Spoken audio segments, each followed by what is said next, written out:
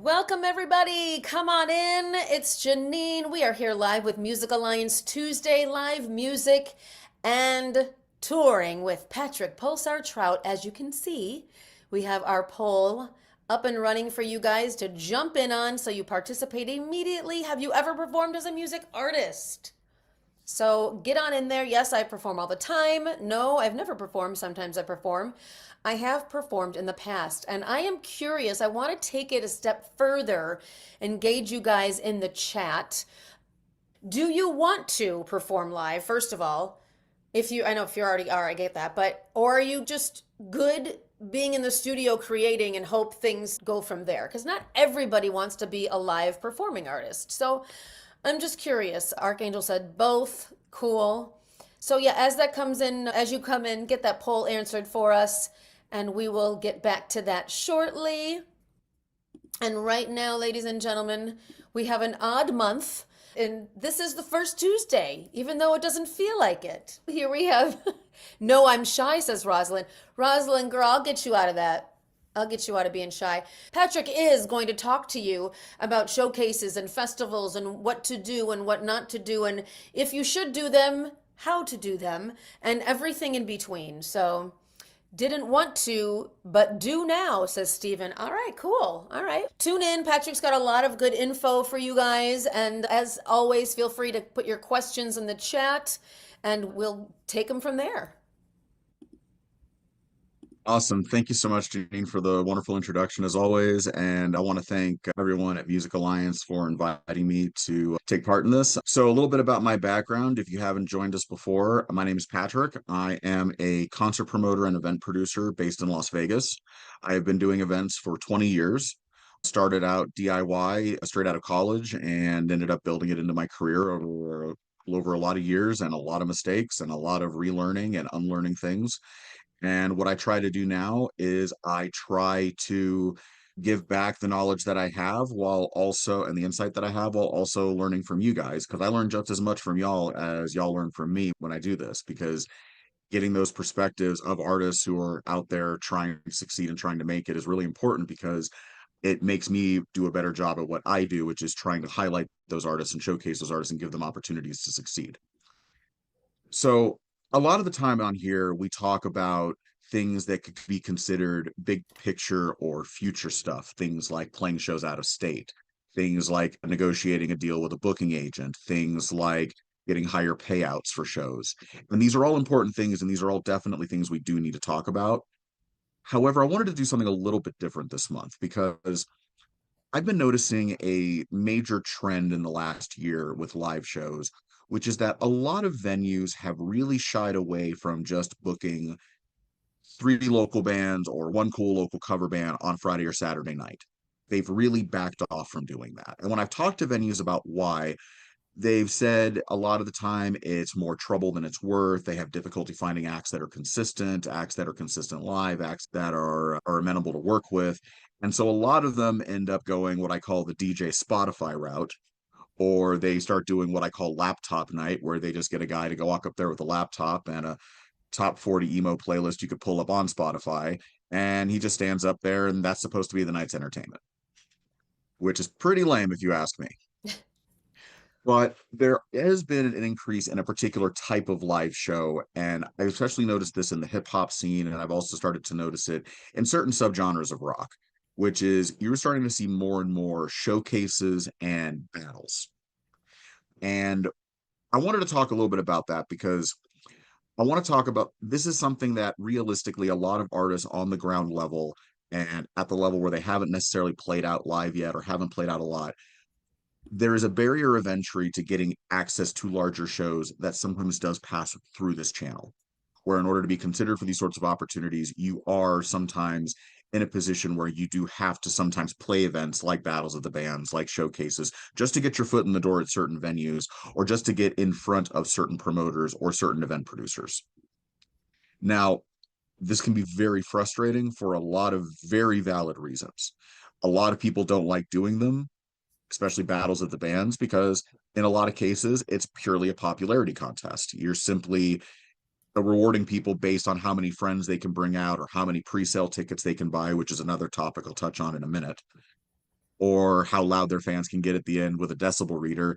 And for an artist that's new, who maybe has a great sound but is new and is still building their fan base, that can be really frustrating to go up against. On the flip side, there are a lot of battles of the bands where you are at the mercy of one or two people's personal taste, and you're essentially playing, regardless of how many people are in the room, you're essentially playing for an audience of one.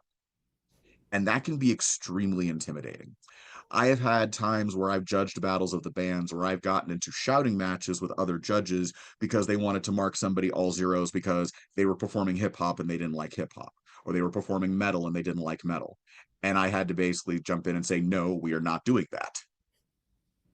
So again, if you're a really talented artist, but you're an artist that's outside the mainstream, or you're an artist in a genre that there isn't necessarily a massive local following for, again, this can be very frustrating to navigate. But there are potential benefits to doing these types of events. Not necessarily the ones they're advertising to you, trying to get you to do them, but there are benefits that you can withdraw from them. And there are dividends that can pay in the long term with these types of events. And what we're going to do today is we're going to talk about some of the not necessarily obvious benefits of doing these types of events while not falling into the traps and the issues that plague a lot of these events. So, first and foremost, let's talk about why venues do these types of battles. The main reason is definitely revenue. These battles, you're usually cycling a lot of people in and out of a venue. If you have a 10-person, 10 artist battle of the bands where they're each doing 20-minute sets, for example, you might have 50, 60 people coming into the club at any given time, out in and out, just to see their friends artists perform. Now, where a lot of venues mess this up and where a lot of promoters mess this up is they make it so hyper competitive that people don't want to stay to listen to the other performers. They just show up for their friends and then they leave. The problem is, if you do that, people are showing up right before your friend goes, you go on. They maybe buy one drink while you're on and then they leave. That is not productive business for a bar. So the most effective types of battles, the ones that I've seen actually succeed, and I just recently was a judge at one that did this to rather solid effect, is battles where people are encouraged to stay and check out the other artists, and it's treated more like a networking event. And that's an important word. Networking is a word that gets abused a lot nowadays. It's kind of like the word community. People say it without really knowing what it means. And a lot of times you hear people talking about networking events when what it really is a bunch of people in a room all trying to sell each other stuff. And that's not networking. That's just live action role play cold calling, essentially. What does work in terms of networking is you get placed on a bill with some artists that are similar to you, where maybe it's considered a battle of the bands or a showcase, but you're meeting people with different friend circles. You're meeting people with different backgrounds. You're meeting people from different areas of town. But the common denominator is the music itself, or the common denominator is the live performance itself. That's where you start building your real relationships, because the people you meet at those types of events, those are going to be the people who say, hey, let's do an event, and you know what, let's leave this weird promoter guy who wants us all to sell 50 tickets out of it. We know that you, us, and a couple other acts together can bring this many people. Let's go to the venue directly and set something up. That's how you build long term. Now, I do want to talk about the difference real quick between battles and showcases, because sometimes they get marketed in very similar ways. A showcase is just that. It's a showcase. It's a chance to play your set or to play a portion of your live show. Essentially, almost in some cases, it's almost like a paid audition. In a lot of cases, these shows aren't paid shows where you're essentially just getting a chance to be on the stage and perform. Versus a battle, where a battle of the bands, there's usually much stricter rules as far as what things can and cannot be done, what songs can be played, how many songs can be played, and there's some sort of a prize at the end, whether it's a larger show at the club, an opportunity to play a larger sister venue of that the venue owns, or a cash prize, or studio time, or things like that. Again, a big reason why a lot of venues start doing this is not only does it mean that when they are dealing with 50 different bands in their inbox, all wanting to play the venue, who are all wanting to play random weekends, it's a lot easier to funnel all of these people into one channel and say, okay, if you want to play here, we have a weekly battle of the bands on Wednesday nights. We have these slots available. Take your pick. It's a lot easier for a bar manager who's also serving as the talent buyer, who's also serving as the head of security when they have shows, to do that than it is to try to micromanage 50 different artists on 10 different dates. And it also enables venues to cast a bit of a wider net in terms of the crowd they're trying to reach. Battles of the bands bring out people who don't necessarily go to a band's regular shows. Someone who might say, hey, you know what, I've got the kids this weekend, or might say, hey, you know what, I had a chance to pick up a double at work, so I'm taking it. So I really can't make it to your show Saturday, bro, but I'll get you on the next one.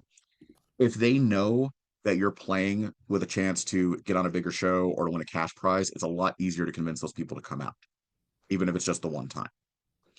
So venues know that, and they do tend to lean into that. And the other thing also is because a battle usually involves multiple varieties of music, it also enables them to cast a wider net in terms of the kind of crowd they're bringing in. A club that predominantly books, say, maybe blues, might find that the band that brings the most people out to them is a ska band or a reggae band. And it might open up their eyes to saying, hey, maybe that's something we should try doing down the line. A club that maybe was opposed to doing hip hop might find that a hip hop artist brings an extra 50 heads out to a battle and it's a great time. And that may inspire them to want to do more. So, in a lot of ways, it's really a way for a venue to not only vet the individual artists, but to vet what kinds of music they want to have. And especially in times like now where it is so hard to even get onto a stage, let alone get paid for being onto a stage, it's important, I think, to understand the perspective of the people that you're trying to do business with, even if you don't necessarily agree with their reasoning. Now, I want to talk real quick about the pros of doing something like a battle of the bands first before we go into the cons. And there are both. As previously stated, the first major pro for doing a battle of the band or a label show or an artist showcase is networking. The chance to meet other artists in your community, the chance to meet artists in the same vein as you, the chance to meet other artists your own age, the chance to meet artists who already have an established fan base that might be interested in what you or yourselves are doing. It's hard to do that behind a computer, hard to do that behind a phone screen.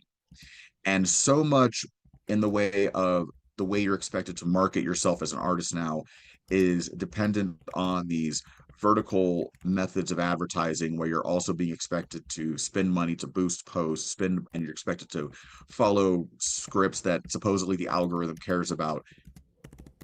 You can send out 1,000 follow requests on Instagram. You will get more value out of walking up to 10 people at a battle of the bands and shaking their hand and saying, thanks for watching our set. You will get more mileage out of that than out of 1,000 cold calls. And if anything, I would almost say that in a weird way, a lot of people don't like to think of being an artist as a job in the traditional career sense, but essentially, it's a sales job. You're selling yourself, you're selling your image, you're selling your brand, you're selling your message. And it's a lot easier to sell somebody something, especially something that's as personal and as crucial to people's lives as music and art. It's a lot easier to sell that face to face than just being another set of ones and zeros on the other end of a screen. So the networking is a huge aspect of it. Another major benefit to doing it is iron sharpens iron. There are going to be times where you play a battle of the bands and you realize two or three bands in, I don't think we're getting this one. And that's totally okay. Sometimes that happens because an artist is just really dialed in. Sometimes that happens just because they have a great following and that live following puts the live show over the top because bands match the crowd's energy. That is something that I've seen play out at battles and showcases before, where sometimes the band of the night isn't necessarily the most musically tight band. It's the band that got the crowd into the show the most. Crowd engagement is a huge thing. And the thing is, it's easy to watch the other bands on a battle of the bands, and then when you don't win, to say, oh man, we got screwed, or this sucks, or those guys aren't as good as us.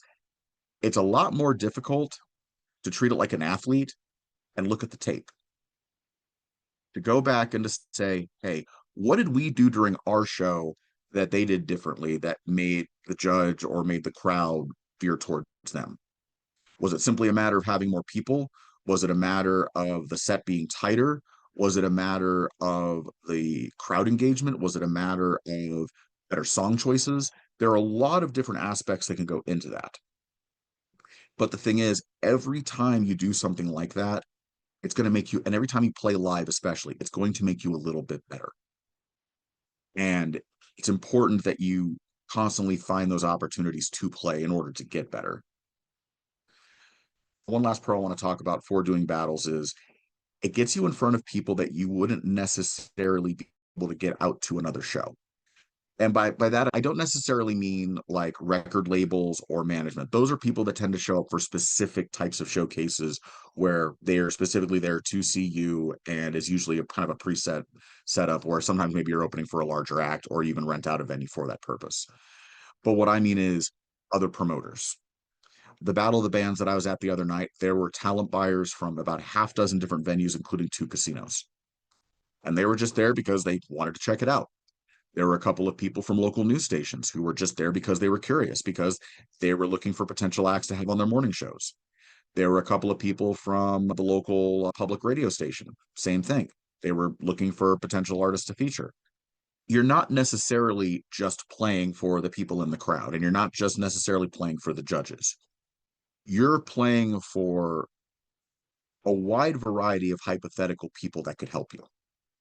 And it's important to keep that in mind when you're on stage and also when you're interacting with people off stage, which we will touch on later on. Now, I want to talk about some of the cons of playing Battles of the Bands, and there are plenty. And some of these are ones that if they pop up, I would argue that they are an immediate red flag and you should not do the event. And that is one thing that I will get out ahead of later on in this is I will try to do my best to help you to figure out which ones you should just immediately write off because they are not worth your effort or your time or your talent. The first major con to doing a battle of the bands or a showcase is pressure, in the sense that a battle of the bands usually operates under a much stricter structure than a traditional showcase or a traditional DIY show. A lot of artists run into this sort of a shock where they're used to playing house shows or VFW halls, places where if things are running 15, 20 minutes behind, it's not really a stressful situation. It's not putting anybody out. If there's a piece of equipment that they don't have, hopefully they can just borrow one from somebody. You do not necessarily get those luxuries at a battle of the bands, and you cannot assume that you're going to. In a lot of cases, these things are strictly timed to where your changeovers, the time that it takes you to set up and tear down, has to be precise. You have to know exactly how long your set is, in the sense of if they tell you 3 songs or 15 minutes, you have to make sure that if you have 3 songs, they do not go a second above 15 minutes. Or if you have longer songs, maybe that means you only play two. You have to be able and willing to adapt, in the sense of you might not be able to use all of your own equipment. A lot of times battles will require you to use house backline, whether that's a house drum kit where you're changing out the breakables like the cymbals and snare, or if you're a D or if you're an MC, it might mean that there's house CDJs that your DJ has to use. So they have to be acclimated to them. And in most cases, these things are not negotiable once you've agreed to perform. So you have to factor those things in ahead of time. And it's very easy to get blinded by the prize at the end of the rope, in the sense of saying, okay, this is a battle for $1,000. We'll figure out the rest of it on the way. The last thing you want to do is put yourself in a position where you're set up to fail in a situation where you could have succeeded because you either didn't read the fine print or because you agreed to something that you really couldn't do. The other difficulty with battles of the bands is that some people do make them unpleasant. You are going to have some bands that take them, and some artists who take them way too seriously, not in the sense of wanting to put on a good show, but in the sense of treating it like the other performers are adversaries. These people are usually pretty easy to clock.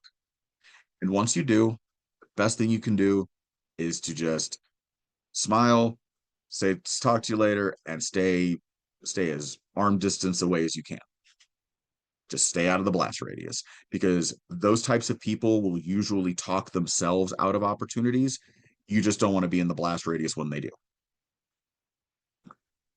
Now, I want to talk about which types of battles or showcases you should just avoid outright. These are ones where if you get submitted something like this and you take a look at it and it doesn't not pass the smell test to you, just say no. There's the most powerful thing you can do as an artist is to say no. There is nothing wrong with saying no because you don't want to do something and you just know that you're not going to enjoy it. There's nothing wrong with saying no because you're not the right fit for something and you know it. And there's also nothing wrong with saying no just because you, based on experiences, you don't think you're going to enjoy working or performing at an event. You are not obligated to say yes to everything that you are offered. And that is a really tough lesson for a lot of artists to learn, and it's a tough lesson for a lot of promoters to learn for that matter. I have to interject because those of you who live in Las Vegas, and if you plan on performing in Las Vegas, you will learn very quickly to say no to the outdoor festivals during the summer when it's 116, 18 degrees. We'll give you fans, we'll give you cold water. Not gonna do it. It is horrible and it's not fun, and trust me, you won't enjoy it. But there were actually a few questions in the chat. Someone asked about festivals. Are there many festivals in the US? And I believe there are. Yeah, there actually are a good amount of festivals going on. There's a major rise in independent boutique festivals right now. And I think that's honestly the future of where festivals are going to go. Festivals in the big mainstream Coachella sense, I think, are starting to fall off. And a big reason why is the guest experience has gotten to the point where a lot of people just really don't enjoy them. They can be very uncomfortable. You are at the mercy of whether artists cancel last minute. You're at the mercy of the elements. And a lot of them have, even from some of the larger companies, have just felt like cash grabs. They haven't really felt like really curated events designed to give people an unforgettable experience, which is really where the smaller boutique festivals come in, because those are ones where you usually have a tastemaker or a set of tastemakers handpicking and curating a lineup and marketing it to their local customer base, or to, if it's a tourism city like Las Vegas, maybe it's a destination event, but they're going after a specific niche of people. A perfect example of this would be Viva Las Vegas in Las Vegas. Viva is a rockabilly festival that people from all over the world travel to come to because it's a rockabilly festival and car show in Las Vegas.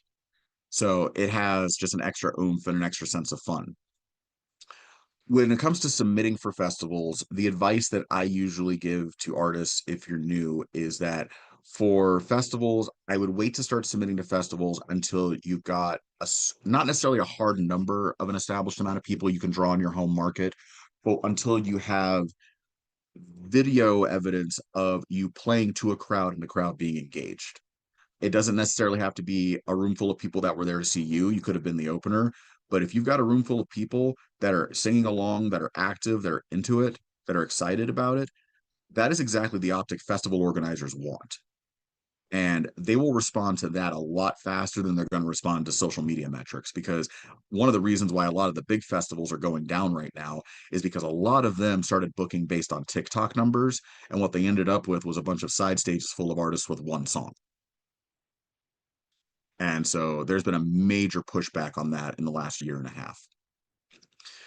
So what I would say with festivals would be do your research and find festivals that are regional, that are smaller, that fit your vibe, that fit your demographic, and put together the best visuals you can in terms of your EPK, not just in terms of quality recordings, but in terms of having some good live video and live footage. Depending on the type of festival and depending on the type of act, if you do say covers or if you do like a solid tribute, you don't necessarily need to have footage of you playing in front of a crowd either. What they need is visual confirmation that the live show is going to be reflective of the original act. I've received demos before from tribute artists where they weren't playing in front of a crowd, but the purpose of the video was to show, okay, she does move like Tina Turner. Okay, they do sound like this era of Motown. They do sound like this era of Thin Lizzy. So that really goes a long way. Yeah, I've actually got a Thin Lizzy tribute night coming at the end of May. It's gonna be fun. Um, Nice. Have you ever coached anybody regarding setting up their own festival? I know it's an extensive amount of work. I know it takes many months, maybe years, but I'm wondering if there's anybody out there who's just thinking really big that would want to produce their own festival. I can't find the niche that I belong in, so I'm just going to do my own. And then you get other local that bands and artists. there's definitely been a larger increase of people doing that. I think the fests that do the best in that sense are the ones that start small and build organically. There are some local indie rock festivals in town in Vegas that started out literally as house parties that have started to build up to where they actually need a 1,000 cap venue now. A Psycho Las Vegas was a festival I really enjoyed for a long time, where it essentially was like if someone had given me an infinite amount of money to book a festival because it was everything from world music to death metal to Japanese dark wave to all sorts of stuff. And I think a lot of it really just depends on the niche you're trying to reach. I think right now, trying to start a festival from scratch is probably more difficult than it's been, just because, again, there is that optic of festivals not going well. And every time a festival doesn't go well, it makes the mainstream news. Most people outside of the rock community or the hip hop community, the way they hear about a festival is if something went wrong at it, unfortunately. So that does, I think, factor a lot into the narrative surrounding those events. And I think that's one of the major challenges people face. And also another major factor is the capital. One of the major issues that I'm running into right now as a promoter is that as gas prices rise, that affects bands' ability to tour. I had actually considered putting together a mini festival this year for my 20-year anniversary, and I held off because when I saw the way gas prices were going, I found myself thinking that a lot of the summer tours that I was targeting to maybe route through might end up falling through. And I had a couple of tours that ended up telling me we're taking the summer off from touring until we get this stuff figured out. So it's very challenging to build and it does take time. A lot of festivals, I would say, usually have at least a year's lead time from conception to execution. And also, most festivals take 2 or 3 tries to become profitable. So it's not even just a matter of putting together a great idea, it's putting together a great idea that you can finance for the 2 to 3 to even 5 years it takes for that thing to be in the black. And a lot of festivals don't make it that far. Most festivals in this country, unfortunately, are one and done, or they do it 2 or 3 years in a row. And also, another reason why I suggest that people start small and scale up is that the death knell for a festival is when suddenly it goes from being a full scale festival to being a downgraded mini fest.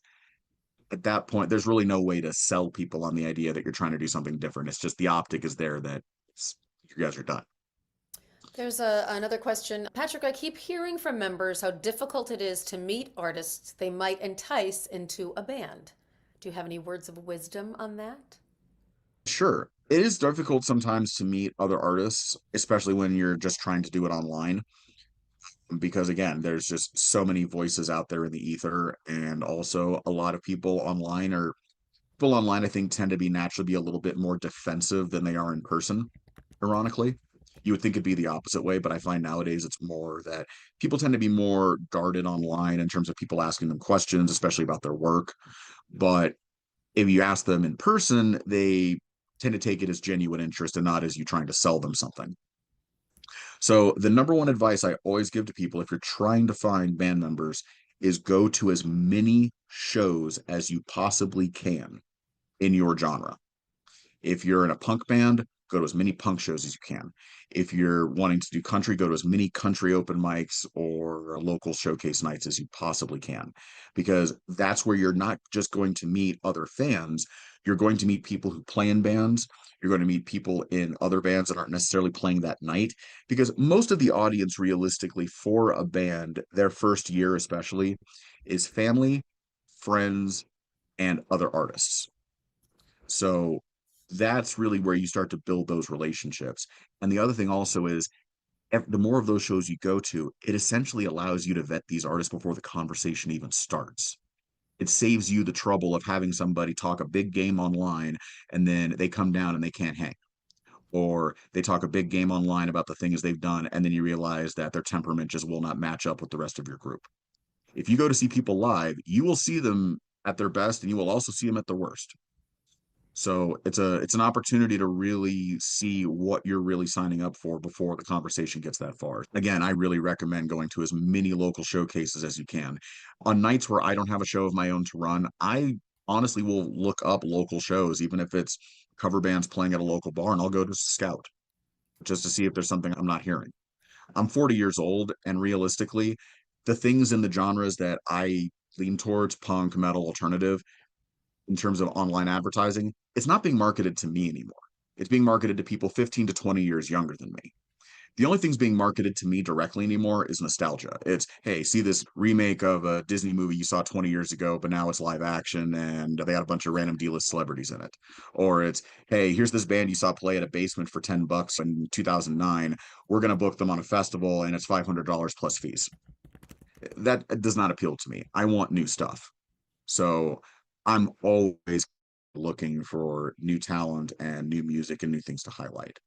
And the thing is, I'm not alone in that. There are a lot of event producers in or all walks of life and in all genres out there that have that same hunger and that same interest. It's just a matter of finding them. And the way you find them is by going to events because that's where they are. Back on the topic of which types of these events, battles, and showcases to avoid altogether, there are a couple of ones that I really want to put on your radar as ones to avoid. The first one, and this is something that's become a lot more prevalent lately, and I see this especially in the hip hop community, and I think it's honestly predatorial. These showcases where they want you to pay $100 to play a song, and then they want to charge you extra money by the song on top of that. So if you wanted to say do a 4 song set, you're suddenly paying $250 out of pocket. That sort of setup is essentially the promoter saying, you know what? I don't actually want to promote this event. I just want to say that I threw an event and I'm going to get a bunch of these people to give me money because I deserve it. No, that's not a promoter. That is used car salesman timeshare bullshit. Pardon my language. If someone is asking you to sell a certain amount of tickets to play an event, the questions that should to play a battle of the bands, the first questions out of your mouth should be, okay, if these tickets cost money, does that money go into the prize pool? Is that how the prize is being paid for if there's a cash prize? Another question you should be asking is if we are being required to sell tickets, do we get a cut of them? Because if they're telling you, hey, we want you to sell $15 tickets, but you're getting $5 a ticket, for some artists, that might still be, you know what, this still isn't worth the aggravation. Some artists might say, you know what, we can do that. It really depends on the individual artist, but these are questions that you need to be asking ahead of time when you're first approached. And the ultimate red flag on all of these things, if an event producer or a venue gets angry or weirded out by you asking a question about money or time or equipment, run. There is absolutely no reason for any event producer to get angry or upset with you for asking about pay. There is no reason for them to get upset with you for asking about the expectation of when they're supposed to be there. Again, that is timeshare bullshit. Now, the other thing that I also advise people to avoid, and it does tie into the whole pay to play showcase thing, there's this tendency among some promoters, and I use the term promoter very loosely when I say this, where they will book, say, maybe a headlining tour package of 4 or 5 acts, or they might even book two. And usually these are acts that are maybe a little bit past their prime, or they're at the cutout bin stage where they're not old school enough to be nostalgic, but they're not new enough to be relevant, so they're just there. And so they're the sort of shows that would end up in a bar circuit most of the time. But they decide that they're going to elevate this into a festival. So what they do is they take 2 or 3 of these packages, they lump them together, and they say, okay, cool, we've got our main stage, we've got our 8 to 10 acts that people have vaguely heard of. Now we're going to fill this other stage with a bunch of local artists, and we're going to make them each sell 40 or 50 tickets at festival ticket prices, mind you. So maybe $50 to $100. And for that cost, they get the privilege of saying they played a festival with some metalcore band from 2009. And again, this is some of the most predatory BS that I see in the music community sometimes, where I'll see artists that are regional show up on my feed saying, "Hey, we got tickets for this festival we're playing with all these sick bands in a month. They're just $75. Hit us up." And then you'll see the timeline as the date gets closer and closer.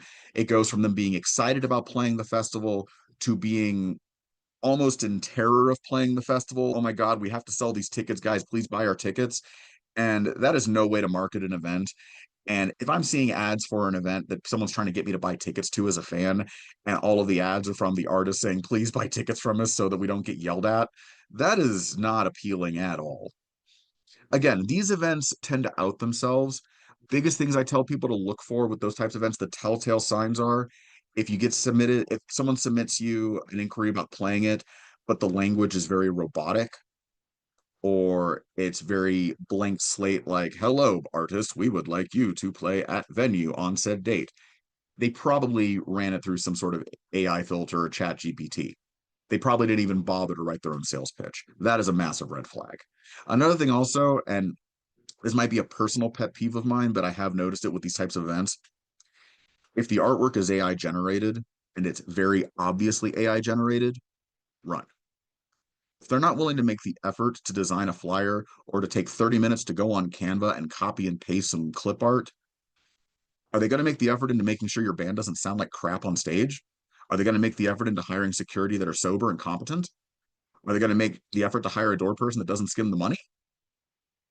Because if they're not willing to do the artwork, if they're not willing to get the nuts and bolts, it's ordering the chicken strip basket at a fancy restaurant. If they can't get that, they can't do crap. Really quickly, I just, that's funny. I just want to pause, and there's a lot going on in the chat. I love that you guys are networking and just interacting with each other. That's wonderful. That's what we want. If those of you who do not know what all goes into a membership with Music Alliance, please put your number in the chat. Gabrielle, I have yours, and I'd be happy to get on a call with you and explain what we do and the value we give, and then see if you are a good fit.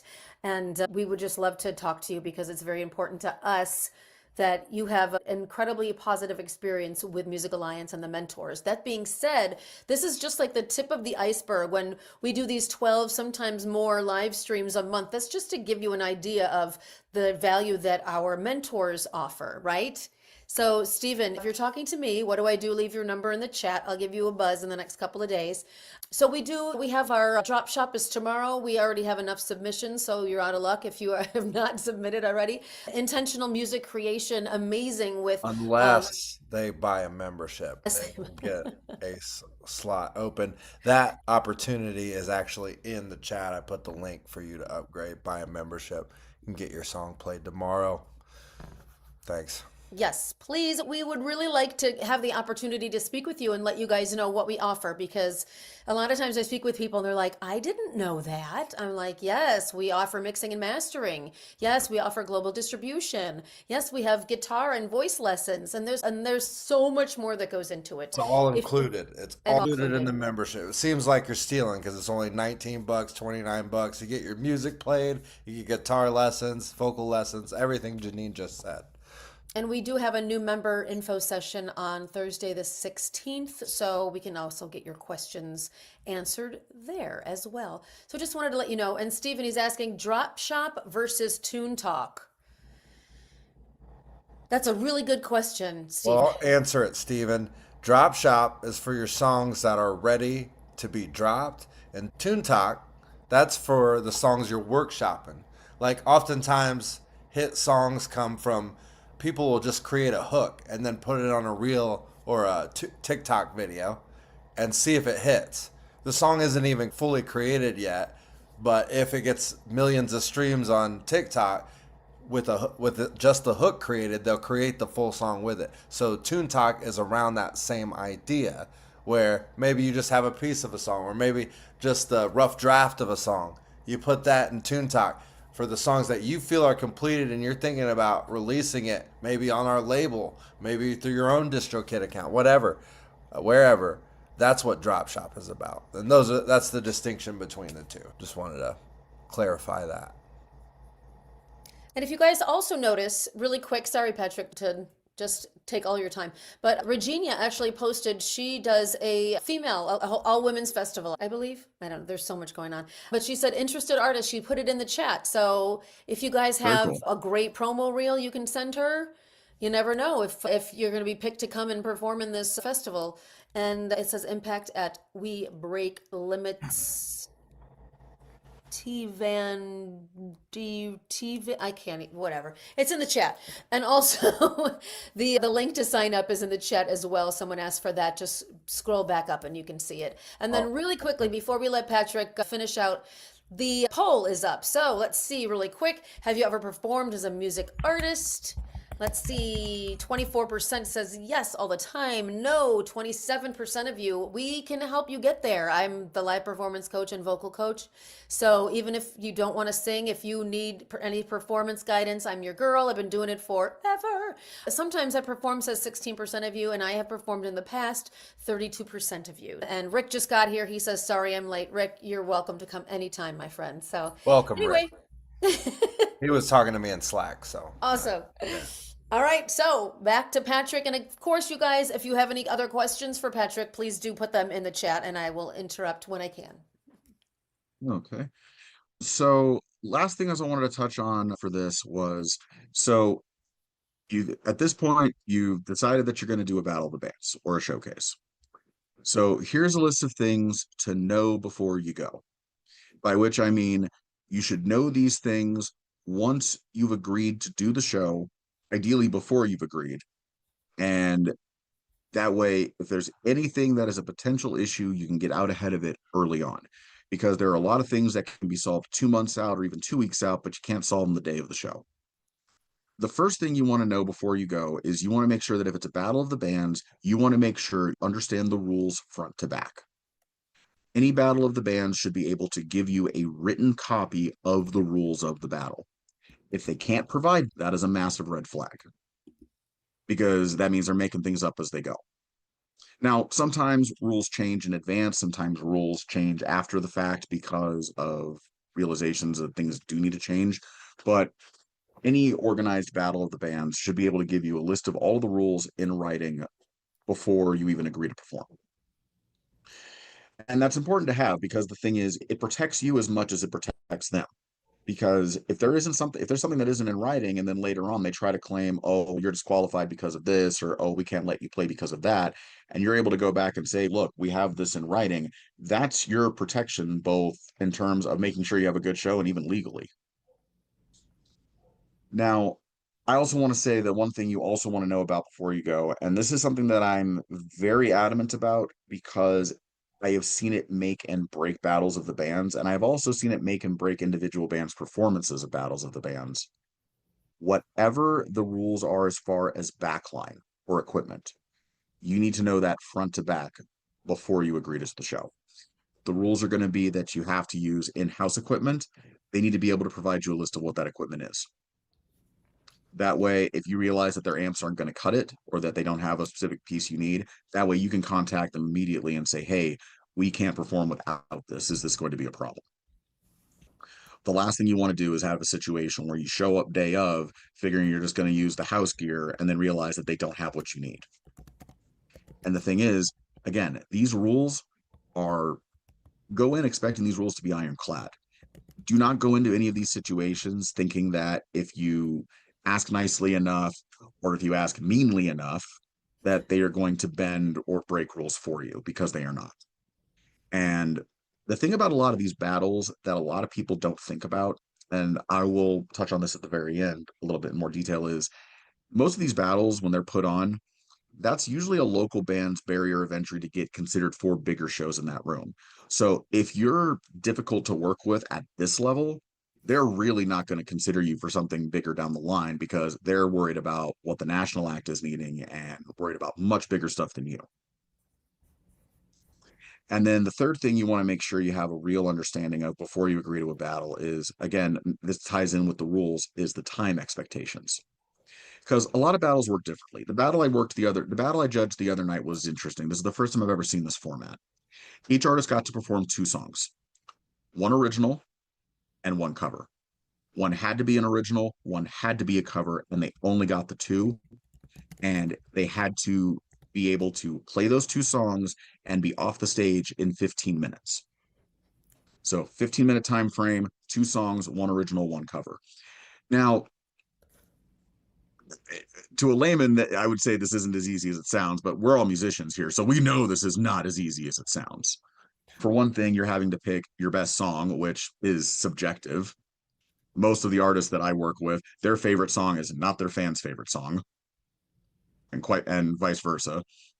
And the second thing you also have to consider is, okay, if you're a band that normally plays covers, picking a cover isn't necessarily a deal breaker, but which one do you pick? And if you're an artist that doesn't normally do covers, how do you find a cover that fits your sound? So it was a really interesting dynamic. But you could really tell over the course of the battle which of the bands really understood the rule and the expectation of which ones didn't. Because there were some artists where they had a great cover song that totally fit their sound, but this cover was so similar to the kind of music that their own original music that when they played their original song, the original song kind of faded in the background a bit, or it just sounded like a lesser version. There were also some artists where they tried to pick a cover that was outside the box, but they didn't factor in, okay, yeah, it'd be fun to do a heavy metal version of this pop song, but can my voice match this key? So it can be very tricky to navigate that sometimes. And I saw it work well for artists in both ways. The other night, there was an artist who did a Latin tinged cover of a Backstreet Boys song, and it was one of the most fun songs of the night because they made it into a party song. There was another artist who did a heavy version of a pop song, and it was fantastic. There was one artist who did a Deftones cover, and it made me realize that how influential that artist may have been on them without even having clicked in my head before until I heard the songs back to back. And not in a way that was derivative, but in a way of, okay, I can see where where you found something you liked out of this, and then you built on it and expanded it and then ran with it. So that's really cool to see. But again, these are things where it really comes down to having a real understanding of what the expectation is for you as an artist and then being able to meet and exceed it. Now, the last thing I want to talk about is not so much about what to do if you win or lose. This is about what to do whether you win or lose. Because for these particular next things I'm going to talk about, whether you win or lose a battle of the bands, or whether you have a good night or an okay night at a local showcase, whether there's 300 people there or 30, these are things that need to happen at the show and after the show, no matter what. During the show, now, obviously, people have obligations, people have things they have to take care of. A lot of people have multiple gigs in one night. These things happen. If you're playing in a full band, you need to make sure that at least one member of your band stays for the entire show. Ideally, it should be more than one, but at least one of you needs to stay for the entire night. Because if you show up and you play and then you immediately leave without even waiting to see the results or waiting to watch the other bands, that stands out so dramatically and people pick up on it. And the optic that it gives off is that you think you're better than everybody else on the show. And that is one of the easiest ways to turn people off from wanting to play with you. I have had artists tell me straight up, we don't want to play with this local band because the last time we put them on a show, they all left after they played and they took their friends with them. And not in the sense of people freely choosing to go do something afterwards because they felt like it, in the sense of, hey guys, we're done with our set, we're all going to go down to this bar down the street, come on, hang out with us, knowing that there's other bands coming on after them. Those are the sort of things that burn bridges. And the thing is, not in the massive blow up sort of way, but in the quiet way, which is almost worse. The way where it's, yeah, where instead of giving you a hard no or saying they don't like you, the answer has always been elongated maybe that eventually turns into a no when you stop asking. Those are even worse. So again, you want to make sure that at least one of your members stays for the entire duration of the show. The second thing is, even if it's a battle of the bands, even if it's a competitive battle of the bands, make sure that whoever is there for your group, number one, is positive, is excited about the other bands, and even if they're unhappy with the result, make sure that they've got enough of a poker face that they're not going to show it. When the announcement comes at the end of the night, if it's not your band, the first thing you should do is go up to the band that won, shake their hand, and say, hey guys, congrats. Love to play again with you sometime. Because they will remember that. People, don't get me wrong, there's such a thing as a bad winner too. There will be times where somebody wins and then they act super arrogant or like a jerk. But here's the thing. That's one battle. That's one night that they won.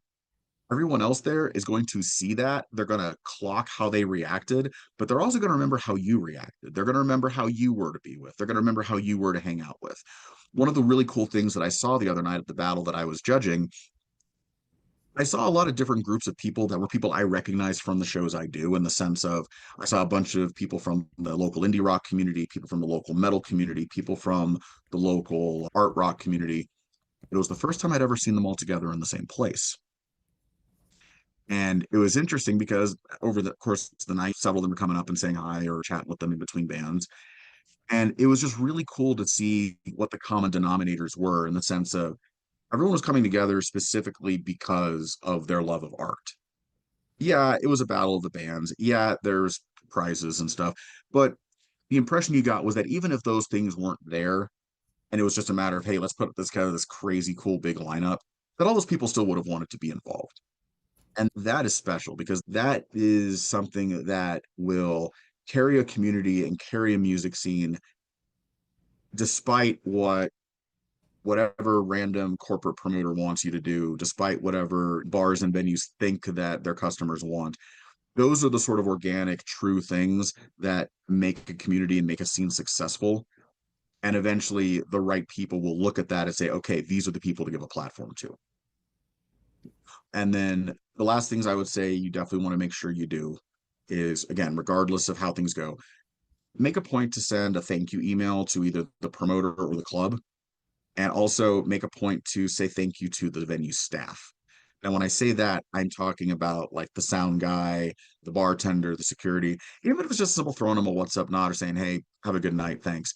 Again, venues and venue staff remember this stuff. The thing is, there are going to be some types of corporate venues where even if an artist is a pain to work with, the people at the top will say, okay, you know what, it's worth the money, so let's bring them back. Neighborhood bars, neighborhood venues, VFW halls, clubs do not work like that. If you are mean to the staff, it gets back to the ownership, it gets back to the promoter, and they will not take that chance again, because no promoter is going to risk their event getting messed up because one person had a bad day. So again, make sure that you touch base with the venue or the organizer to say thank you and thank the staff. And then also touch base with the other artists. If you meet an artist that you think is cool, even if they're not in your genre, stay in touch with them. Find out when their next show is and go to it. Because that's where you start building those real friendships. And the thing is, the actual real networking and friendships, that's going to be the currency that's going to put you at those levels of being able to play shows out of state, being able to do smaller runs, being able to get onto bigger opportunities. You can buy onto a show one time. You can pay to play to get onto a show one time. You can use Connect through a friend one time, but it's these relationship building tactics that are really going to build success for you down the road. Looks like we have a few minutes left if anyone had questions. 100%. Yes. If you guys have questions in the chat, please. Regina says, make it a point to shake hands and smile, greet and make sure everyone positively knows your name when you leave, exchange socials. Yes, all of that is very good advice for sure. Takes you out of your comfort zones into new places as well. Absolutely, Wyatt. I just want to reiterate what Patrick said like at the very beginning, but the thread was through the entire live stream, is it is so important to go out and listen to other bands and listen to other artists. And if you should take the chance for yourself and get out there and perform live, I'm telling you, it will be a life-changing experience. It is when you learn so much. Your creative juices just are flowing at like a mile a minute. And that's when you grow, because you're bound to make mistakes when you're performing live, but that's when you grow. And that's when the new inspiration comes. And so you know what not to do next time or what to do better next time. So it's all important. I really think you guys like have listening sessions on a regular basis with live bands in your area. It is absolutely, it'll be so worth your while and so worth the growth. Michael's asking, how did you grow the dopest beard ever? My son loves your beard and I have real beard envy. Thanks, right Michael. now. That's hilarious. Eat red meat and help the moon. They're extensions. It's not real. They're extensions. Yeah, it's Miracle Grow. Just got to rub it in. It's good. Oh, that's Yeah, no, I actually I'm probably due for a shape up. I'm getting a little Grizzly Adams, but I told myself I was just gonna be full-blown caveman the rest of my life at this point. I'm going full Rick Rubin at this point. we love it. Come as you are. I love it. Rick That's Rubin's a perfect. genius. Any other questions out there? We have a lot going on, you guys. This is just the third live stream of April, so we have a ton more for you to tune into. And Niels has been putting in the chat all of the great live streams that we have coming up. We already mentioned Drop Shop tomorrow, Intentional Music Creativity, always a great one. AI with G3, our Juno Award winning Grammy nominated producer. And then we get into sync and then new member info. We go on and on. We would love to have you guys join each and every one. It is our pleasure to be here for you. And thank you so much, Patrick, for all the gems that you have thrown at us this evening. Really great stuff. There he goes, putting his Insta, it's flipping all over, website, Insta, all of that. Is it too late to send an MP3 for Drop Shop? Go ahead, Quinn. You answer that. You're so much better than articulating that. We lost him. Anyway, it's not too late if you want to buy a membership. Oh, pass the buck. Yes, I did. Pass the buck. You didn't lose me. I'm still here and I'm still ready to answer that in my articulated way. If you sign up, Eric, that was Eric that asked that. Yeah, Eric, if you sign up for a membership at any level, then you can get on tomorrow's Drop Shop and get any of the benefits there. I just tagged you in the chat with the link. Thanks. All right. Anything else, Patrick, you'd like to leave us with? Any last Sure. words? Thanks again to you and to the entire Music Alliance team for inviting me. I hope everyone got some enjoyment out of this. I definitely did. I wanted really quick, I saw Lance Curtis ask any advice for finding good quality event promoters in my region. The best advice I can give for that is a lot of times people just look at the venue pages. What I would say is look at the venue pages or the artist pages for the shows that are coming to your town. Usually you can find the promoter's company on the flyer or it's tagged in the flyer. That is a really good way to reverse engineer it because then you're finding the people that specifically book those genres. And those are the people you really want to get in contact with. And the best way to get in contact with those people is as opposed to just sending them a cold email, find what their next show is that you can go to and go to it. And then if you have a chance to say hi to them in person, maybe shake their hand and then send them an email saying, hey, great meeting you the other night at the show. Just wanted to pass on my info about playing. I've seen artists get a lot more mileage out of that than just cold emailing.